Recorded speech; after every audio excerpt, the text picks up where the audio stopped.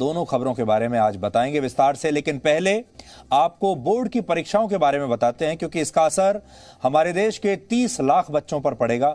और अगर इसमें 30 लाख बच्चों के माता पिता को भी गिन लिया जाए तो ये 90 लाख लोग हो जाते हैं। और या ये भी आप कह सकते हैं कि 30 लाख परिवारों पर इसका सीधा असर पड़ेगा। आप जानते हैं हमारे देश में सिर्फ छात्र ही बोर्ड की परीक्षाएं नहीं देते, बल्कि ये पूरे परिवार की भी एक परीक्षा होती है। और केंद्र सरकार ने स्पष्ट किया है कि इस सत्र में बोर्ड की परीक्षाओं को टाला नहीं जाएगा, यानी परीक्षाएं इस बार जरूर होंगी। इस कोरोना काल में आपने कई लोगों को यह कहते सुना होगा कि काश वो इस समय 10वीं कक्षा या 12वीं कक्षा में होते और उन्हें कोरोना की वजह से शायद बोर्ड की परीक्षाएं देनी ही नहीं पड़ती। और बहुत सारे लोग तो बिना परीक्षा दिए ही पास हो जाते और इस बार हो भी गए हैं। लेकिन ये तो वो लोग हैं जो बिना पढ़े पास हो जाना चाहते हैं, लेकिन हमारे देश में बड़ी संख्या में ऐसे भी तो छात्र हैं जो पढ़ाई लिखाई करते हैं पूरे साल और अच्छे नंबरों से पास होना चाहते हैं। और जब इस तरह की व्यवस्थाएं बनती हैं तो कई बार इन बच्चों के साथ नाइंसाफी हो जाती है। इस साल 10वीं और 12वीं कक्षा की बोर्ड परीक्षाओं को रद्द कर दिया गया था और केंद्रीय शिक्षा बोर्ड सीबीएसई ने छात्रों को पास करने के लिए एक फॉर्मूला बनाया था। कुल मिलाकर कहें तो छात्रों को परीक्षाएं नहीं देनी पड़ी और अब कुछ छात्रों ने ऐसा मान लिया है कि जब तक कोरोना वायरस रहेगा तब तक वो बिना परीक्षाएं दिए ही पास होते रहेंगे। और जैसा हमने कहा, ये नाइंसाफी होती है। जो बच्चे पूरे साल बिल्कुल पढ़ाई नहीं करते वो भी पास हो जाते हैं, और जो बच्चे पूरे साल पढ़ाई करते हैं जिन्हें और ज्यादा नंबर मिलने चाहिए थे, कई बार उन्हें उतने मार्क्स नहीं मिल पाते जितने के हकदार हैं। लेकिन आज हम नई जानकारी आपको बताना चाहते हैं, क्योंकि अब बोर्ड की परीक्षाएं बिल्कुल नए तरीके से होने वाली हैं। सबसे पहले आपको पूरी खबर बताते हैं। सीबीएसई ने वर्ष 2021 और 22 के एकेडमिक सेशन के लिए, यानी इस बार के सत्र के लिए नई गाइडलाइंस जारी की हैं। इसके तहत जिन छात्रों ने इस साल 10वीं और 12वीं की कक्षा में प्रवेश किया है, उन्हें फाइनल एग्जाम्स जो उनके हैं वो एक बार नहीं 2 बार देने पड़ेंगे। पहली परीक्षा को टर्म 1 कहा जाएगा और दूसरी बार होने वाली परीक्षा को टर्म 2 कहा जाएगा। यानी बोर्ड की परीक्षा को 2 हिस्से में बांट दिया गया है, टर्म 1 और टर्म 2। और इस प्रक्रिया में सिलेबस को भी आधा आधा बांट दिया गया है, यानी 50-50% बांट दिया गया है। 50% पहले और 50% बाद में।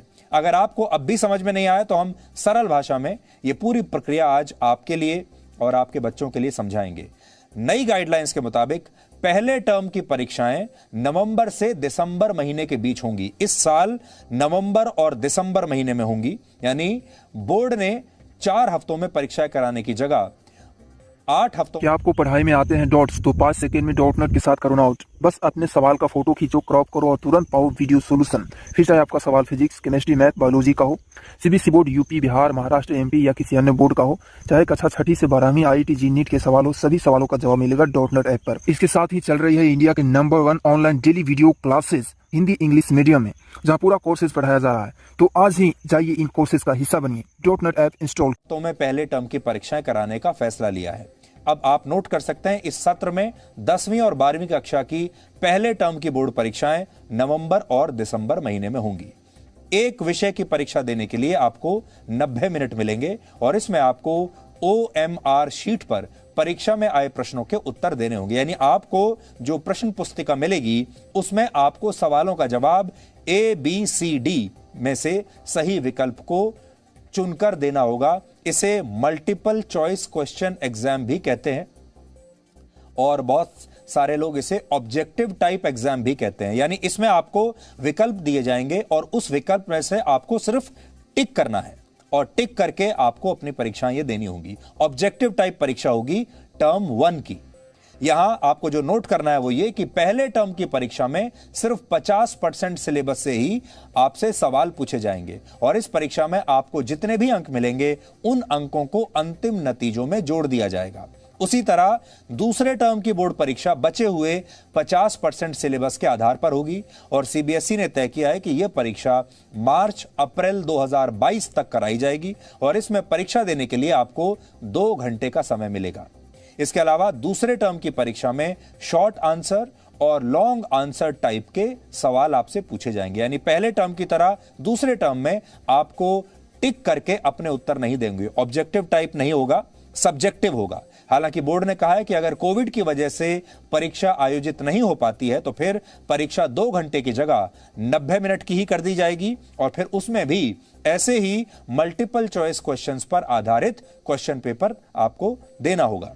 सरल शब्दों में कहें तो परीक्षाएं होंगी जरूर, इस बार टाली नहीं जाएंगी। इसलिए छात्रों और उनके माता पिता को इसके लिए अब मानसिक रूप से पूरी तरह तैयार रहना है और आपको अभी से अपनी मेहनत शुरू कर देनी चाहिए। और यह जान लेना चाहिए कि अब सिलेबस को 2 हिस्सों में बांट लीजिए, पहला और दूसरा। पहला 50% का जो आपका बोर्ड एग्जाम होगा वो इसी साल हो जाएगा और नवंबर दिसंबर में, जिसमें ऑब्जेक्टिव टाइप सवाल होंगे, और दूसरा आपका होगा मार्च अप्रैल में जिसमें सब्जेक्टिव टाइप क्वेश्चंस होंगे और 50% यहां और 50% सिलेबस वहां।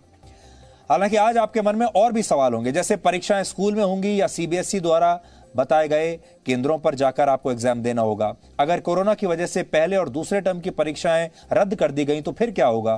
तो सीबीएसई ने ऐसे सारे सवालों का जवाब देने की कोशिश की है। इसे भी हम आपको 2 पॉइंट्स में समझाते हैं। पहला, अगर हालात सुधर गए और बच्चों ने स्कूल जाकर पढ़ना शुरू कर दिया तब क्या होगा? क्या तब भी यही फॉर्मूला लागू होगा? तो इस सवाल का जवाब यह है कि ऐसी स्थिति में भी परीक्षाएं अब 2 बार में ही कराई जाएंगी, 2 भागों में ही कराई जाएंगी। चाहे स्कूल खुल जाएं, आप रोज स्कूल जाना शुरू कर दें पहले की तरह, तो भी परीक्षा की जो पद्धति होगी वो यही रहेगी और ये परीक्षाएं स्कूलों और बोर्ड द्वारा बताए गए परीक्षा केंद्रों पर ही होंगी और दोनों परीक्षाओं के अंकों को फाइनल रिजल्ट में बराबर का महत्व दिया जाएगा। यानी दोनों परीक्षाओं की जो वेटेज है वो 50-50% होगी। उदाहरण के लिए किसी विषय में 70 अंक थ्योरी के हैं और 30 अंक प्रैक्टिकल के हैं, तो फिर दोनों टर्म की परीक्षाओं के 35-35 नंबर फाइनल रिजल्ट का आधार बनेंगे। दूसरा सवाल, अगर आने वाले दिनों में महामारी का दौर ऐसे ही जारी रहता है और स्कूल नहीं खुल पाते और ऐसे ही जैसे आजकल स्कूल बंद हैं ऐसे ही रहते हैं, तब परीक्षाएं कैसे होंगी? तो ऐसे में 3 स्थितियां होंगी।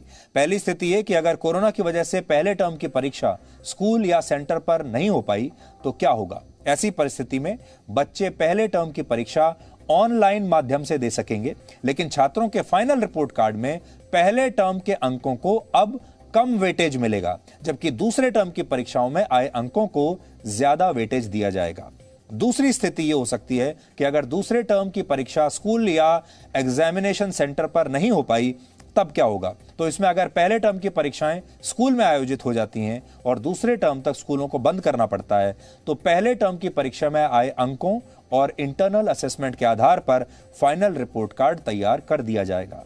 तीसरी स्थिति में अगर दोनों ही परीक्षाएं स्कूल में ही आयोजित नहीं हो पाई तो final report card, internal assessment, practical exam और पहले और दूसरे टर्म की परीक्षा में मिले मार्क्स के आधार पर रिजल्ट तैयार होगा। सीबीएसई ने यह भी कहा है कि स्कूलों को बच्चों के असेसमेंट के आधार पर उनका प्रोफाइल बनाना होगा, जिसमें यूनिट टेस्ट, प्रैक्टिकल और प्रोजेक्ट्स के आधार पर नंबर दिए जाएंगे और इसके अलावा महामारी को देखते हुए सिलेबस को भी कम कर दिया जाएगा। लेकिन जितना कम किया जाएगा, कितना कम किया जाएगा, यह अभी सीबीएसई ने नहीं बताया है। कहा यह जा रहा है कि इसमें पिछले साल का फॉर्मूला ही लागू हो सकता है। पिछले साल सीबीएसई ने 10वीं और 12वीं कक्षा के हर सिलेबस में 30% की कटौती की थी। इस बार भी ऐसा हो सकता है। आज हमने सीबीएसई के इस फॉर्मूले को लेकर छात्रों से भी बात की है, माता पिता से भी बात की है। ये फॉर्मूला उन्हें कितना पसंद आया, खुद छात्रों से आप सुनिए। कोरोना के चलते बहुत से पेपर्स वगैरह में बहुत प्रॉब्लम्स हुई है, ऑनलाइन क्लासेस में बहुत प्रॉब्लम्स हुई है। तो अभी जो हो रहा है उसमें 50-50% कोर्स हो गया है, तो उससे बच्चों को इजीली पढ़ने में बहुत मदद मिलेगी और पढ़ने में थोड़ा टेंशन कम हो जाएगा। पर अगर कंसंट्रेशन से पढ़ना पड़ेगा और अगर 50% हो गया है तो फिर अच्छे से पढ़ के सब बच्चे अच्छे मार्क्स भी स्कोर कर सकते हैं। पहले तो एक साथ ही हो जाता था पेपर, अब 2 बार में जाए। 50 सिलेबस फर्स्ट पेपर है, 50 सेकंड पेपर में, जो 50 में किसी के मार्क्स कम है और 50 में वो सेकंड में ज़्यादा आ गए, जो उनके परसेंटेज हाई हो जाएगी। जैसे तो पहले तो एक पेपर में अगर जिस बच्चे की परसेंटेज लो होगी तो वो लो ही रहती थी। होता था उसकी जगह अब हमारा रिटर्न नहीं हो रहे, टिक मार्क हो रहे हैं, वो सही है। रिटर्न होते थे वो भी सही होते थे। अगर हमारी ऑफलाइन क्लास होती ना तो उसमें ज़्यादा हमें समझ आता था, बट अब ऑनलाइन क्लास हो रही है उसके हिसाब से ना एमसीक्यू क्वेश्चन बहुत अच्छे हैं। ऑनलाइन क्या है, हमारी बेसिकली इतनी सही से पढ़ाई नहीं हो पाती, स्कूल में भी हो नहीं पाती थी, तो ऑनलाइन थोड़ी कम हो रही है, तो इसलिए एमसीक्यू का सही है। 1.5 घंटे का हिसाब से देखा जाए तो बहुत सही है, बहुत बेस्ट है। इसमें 2 बार तैयारी करनी पड़ेगी जो भी सिलेबस है वो और क्लियर अंडरस्टैंडिंग होगा, और फिर आगे जाके हेल्प भी करेगा वो। अब 2 बार होगा तो सब कुछ बड़ा ठीक से समझ में आएगा। एग्ज़ाम तो का पैटर्न तो थोड़ा डिफ़िकल्ट है, बट 2 बार एग्ज़ाम होना तो बहुत ही मुश्किल है हमको। इसको हैंडल करना हमारे लिए होता नहीं है। We have to have this exams for only once. ये कदम है, बच्चों को देखते हुए बहुत अच्छे से उन्होंने पूरा पैटर्न को बनाया है। और क्योंकि इसमें 2 हाफ में एग्ज़ाम ले रहे हैं तो दोनों हाफ में बच्चे के बेनिफिट का ही काम किया गया है। क्योंकि फर्स्ट हाफ में अगर बच्चा कमज़ोर है तो सेकंड में इम्प्रूव कर सकता है, और सेकंड में कमज़ोर रह गया तो फर्स्ट में अगर इम्प्रूव कर रहा है तो कोई उसको प्रॉब्लम नहीं है। नहीं सर, मुझे नहीं लगता, उन्होंने बहुत सोच समझ के ही ये डिसीजन लिया है। डिसीजन तो सही है, एग्जाम तो होना चाहिए बच्चों का। ऐसे ही पास होते रहेंगे बच्चे तो ऐसे लाइटली लेंगे, पढ़ेंगे ही नहीं बच्चे, इसलिए एग्जाम्स तो होना चाहिए। लास्ट ईयर जैसे बच्चे के लिए कन्फ्यूजन पैदा हुई थी लास्ट टाइम तक कि एग्ज़ाम होंगे नहीं होंगे, तो काफ़ी बच्चों ने स्टडी प्रॉपर तरीके से नहीं करी थी। अब जैसे अब पहले से ही बच्चों का भी माइंड मेकअप हो जाएगा कि अगर मान लो हमें नवंबर दिसंबर में देते, अगर मान लो कोचिंग इंस्टीट्यूट नहीं भी खोलते हैं तो बच्चे ऑनलाइन पे काफ़ी कंपरेटिव तौर से और बहुत अच्छी तरह से स्टडी करेगा, और पेरेंट्स भी उसमें उसको सहयोग भी करेंगे क्योंकि उनको पता है कि पहला जो टर्म पेपर होगा वो ऑब्जेक्टिव टाइप होगा, तो बच्चे उसको सीरियसली टीचर से ऑनलाइन क्लासेस भी लेंगे, और जैसे भी कोई हेल्प होती है जैसे तो कोचिंग में या कहीं पर भी टीचर्स को बुला के वो अपनी प्रॉब्लम को सॉर्ट आउट कर सकते हैं। पहले टर्म में थोड़ा प्रॉब्लम होगा, सेकंड टर्म में ज़्यादा बेनिफिट है क्योंकि सेकंड जो मार्च में पेपर होना है उसमें लोड बिल्कुल आधा हो गया है। पहले क्या होता था कि पूरा 100% पेपर मार्च में आता था, तो अब नवंबर दिसंबर में जो एग्ज़ाम होगा उसमें 50% आएगा। वो तो बच्चे 50% तैयारी करते ही थे, लेकिन मार्च में जो पेपर हो रहा है उसमें पूरा पेपर नहीं आ रहा, पहले पूरा आ रहा था, तो इसका कहीं ना कहीं बच्चों को बेनिफिट। इस खबर का एक लाइन में सार यह है कि अब सीबीएसई ने बोर्ड की परीक्षाओं को कोरोना वायरस से बचाने के लिए एक फॉर्मूला तैयार कर लिया है, और इसलिए हमारे देश के छात्रों और उनके माता पिता को इसके लिए पूरी तरह से तैयार रहना चाहिए। परीक्षा से जुड़ी आज की एक और बड़ी खबर यह है कि इंजीनियरिंग के छात्र जेईई की पहली परीक्षा 20 से 25 जुलाई के बीच अब दे सकेंगे।